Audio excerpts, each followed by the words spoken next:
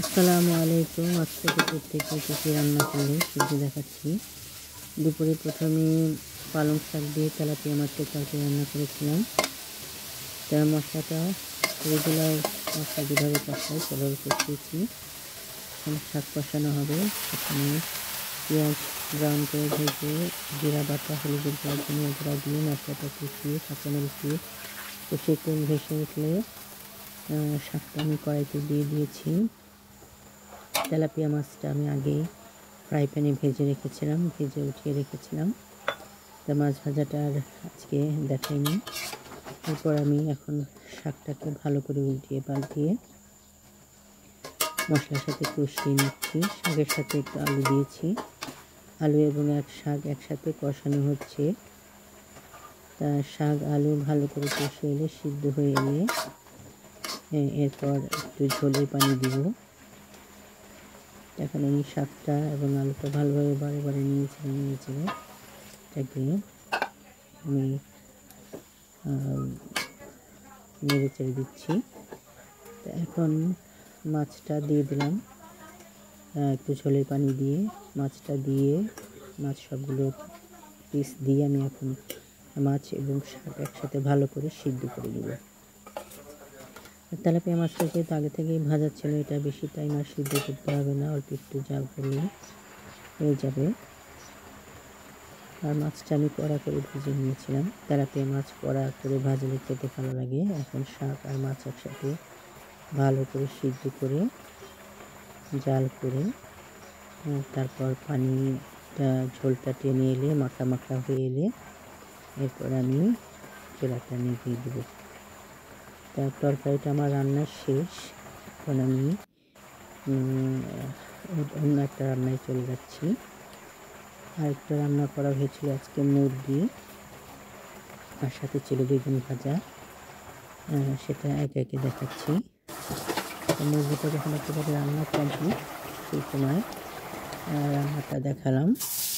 আর বেগুন ভাজাটা তো সহজ রেসিপি। বেগুনটা কেটে এখানে হলুদের গুঁড়া, মরিচের গুঁড়া, লবণ মিশিয়ে জালে অনেকটা সময় নিয়ে সুন্দর করে সিদ্ধ হয়ে এলে তারপর সবার শেষে উঠিয়ে নেওয়ার আগে জোরে জাল করে উল্টিয়ে পাল্টিয়ে আস্তে করে একটা প্লেটে তুলে নিয়েছি।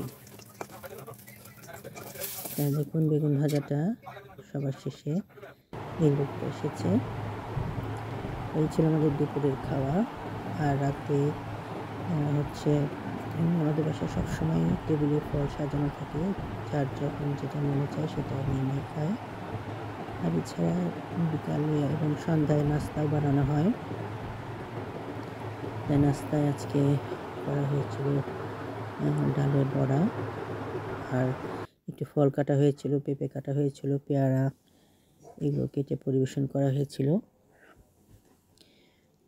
প্রতিদিনই আমরা পেঁপে খাই, কারণ পাকা পেঁপেটা খাওয়া হয় আমাদের প্রতিদিনই বিকালে বা সন্ধ্যায়। এরপর ডালের বড়াটা এখন তৈরি করা হচ্ছে। প্রথমে ডাল পাটায় আধা ভাঙা করে বেটে এখানে একটু চালের গুঁড়া বেটে নেওয়া হয়েছে। এরপর এখানে কাঁচা পেঁয়াজ ভালো করে লবণ দিয়ে ভালো করে মেখে এরপর এখানে একটু কাঁচামরিচ, একটু মরিচের গুঁড়া, হলুদের গুঁড়া, ধনিয়ার গুঁড়া, জিরা বাটা দিয়ে এরপর ডাল এবং পেঁয়াজ কুচি একসাথে ভালো করে মাখিয়ে নেওয়া হচ্ছে। ভালো করে মাখিয়ে এরপর পাশের চুলায় আমি সয়াবিন তেল গরম করে রেখেছিলাম। তা এখন ভালো করে পেঁয়াজটা ভালো করে মাখানো হচ্ছে। ডালের বড়াটা ভালো করে মাখানো হচ্ছে। এরপর গোল গোল শেপ করে পেঁয়াজটাকে সুন্দর করে গোল গোল শেপ করে এখন ডুবো তেলে একে একে ছেড়ে দিব। তা এখন সবগুলো পেঁয়াজ একে একে ছেড়ে দেওয়া হয়েছে তেলের ভিতরে। এরপরে একটু বাদামি হয়ে ভেজে আসলে এরপরে পেঁয়াজটা উল্টে দেওয়া হবে। পেঁয়াজটা উল্টানো হয়েছে। এখন আরেকটা সাইড বাদামি হয়ে ভাজা হয়ে এলে ভালো করে ভেজে এলে এরপর আবারও উল্টিয়ে দেওয়া হবে। এখন ভালো করে উল্টিয়ে পাল্টিয়ে বাদামি করে ভেজে এরপর যখন একদম দুই সাইড ভালো করে সিদ্ধ হয়ে যাবে, মুচমুচে হয়ে আসবে, সেই সময় একটা প্লেটে তুলে নেওয়া হয়েছে। তারপর এখন পেঁয়াজুটা মেয়োনিজ দিয়ে পরিবেশন করা হয়েছে। দেখুন পেঁয়াজের লাস্টের যেই লুকটা, সুন্দর একটা কালার হয়েছে। এটাকে সস মেয়োনিজ দিয়ে পরিবেশন করা হয়েছে। আর সাথে একটু পেয়ারা কাটা হয়েছিল, পেয়ারা সবাই খেয়েছে। তাই এই ছিল আমাদের আজকে দুপুরের এবং সন্ধ্যার রান্নাবান্না, খাওয়া দাওয়া। আজকের মতো ভিডিওটা এখানে শেষ করব। আর সবার শেষে একটু চিকেন ফ্রাই এনেছিল KFC থেকে, সেটা খাওয়া হয়েছে। তাই ছিল আমাদের আজকের দুপুর এবং সন্ধ্যার খাওয়া।